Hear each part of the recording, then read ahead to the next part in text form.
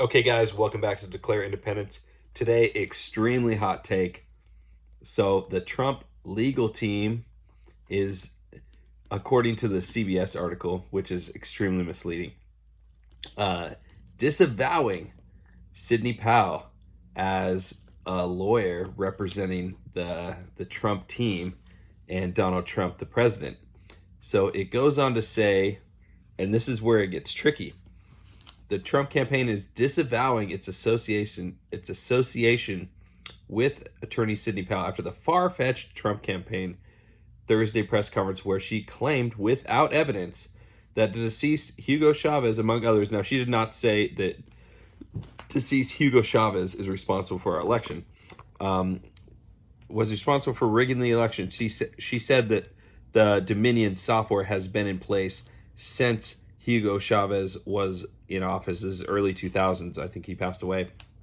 The campaign claimed that she is not a member of the Trump legal team, even though the president and Trump attorney Rudy Giuliani previously identified her as being on the team. So it goes on, obviously, left-leaning outlet. And even if we're independent, Sidney Powell has not been able to substantiate the things that she has said, and it's a tricky situation. I'm no lawyer, but from what I understand, and if there are any lawyers watching, you can't use evidence outside of a courtroom and still be able to submit it as evidence. Correct me if I'm wrong on that. So anything that she has in her quiver, she's not going to give the best of. She's got 1,000 affidavits. Sure, she can give a couple out as freebies for people to read, but she's going to keep the most pressing stuff close to chest on purpose. That's how you win cases.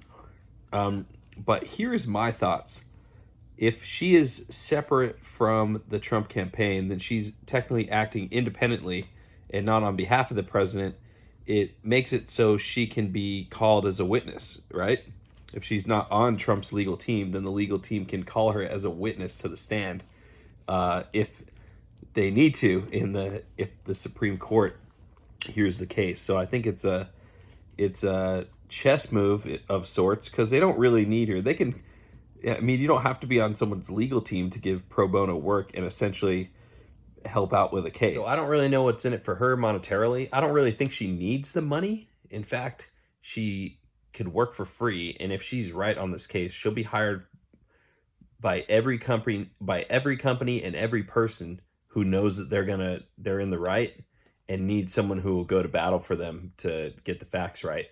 Not to mention, if she's acting as behalf of the president can't sue Dominion, can't sue a company, and then Dominion could then countersue the president. So she has to be acting as we the people, like suing or filing a lawsuit as the American people, because the president's personal legal team can't do it.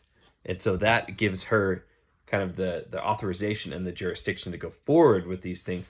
I don't, in terms of how it works out with the Supreme Court hearing a case, that's completely different. But when it comes to lawsuits, it needs to be done from an independent source, at least in the case of Dominion. So I don't know. I think there's way more. It's way deeper than people are thinking it is. The president's not done fighting. I can assure you that. The president is not done fighting, regardless of the way these misleading headlines are making it sound, that states have certified this and that, like certain problem areas in Michigan and Georgia and now Arizona have certified the results, and that doesn't mean anything. It doesn't mean anything. You know what means something? December 14th.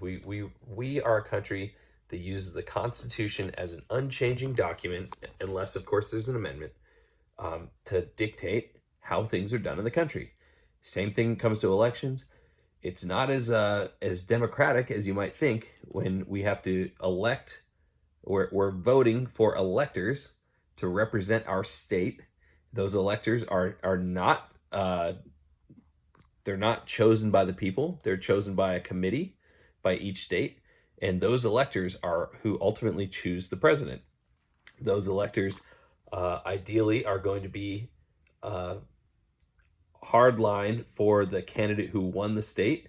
But if there are states that are thrown out, and especially in the case of, let's say, Georgia, if the case gets thrown out, the Biden didn't legally win the state, then the Republican run government there can choose whoever they want for the electors, and we'll see how that would play out. So until December 14th comes, I'm just gonna just watch things play out. It looks very likely at this point that Mr. Biden, uh, if he's still alive, come January, will be the president. Um, and we're just gonna wait and see. That looks like the case. That's not what I think was going to happen, but that's what, regardless of narrative or anything like that, that's what it appears is going to happen. And so the Trump campaign is making strategic moves in the way they're going about things. The odds are stacked against them. They need a couple. They're down 3 touchdowns with 40 seconds left, and they need basically 3 Hail Marys, no timeouts, 3 onside kicks. Everything's got to go right. Almost impossible, but it can be done, right? Everyone's seen a Hail Mary and then a successful onside kick, right? That's definitely happened. So just need to string a couple long shots in a row, in a row, in a row, and we'll see what happens. And I'll be eating my popcorn right along with you guys. So thanks for watching. God bless. Have a great day.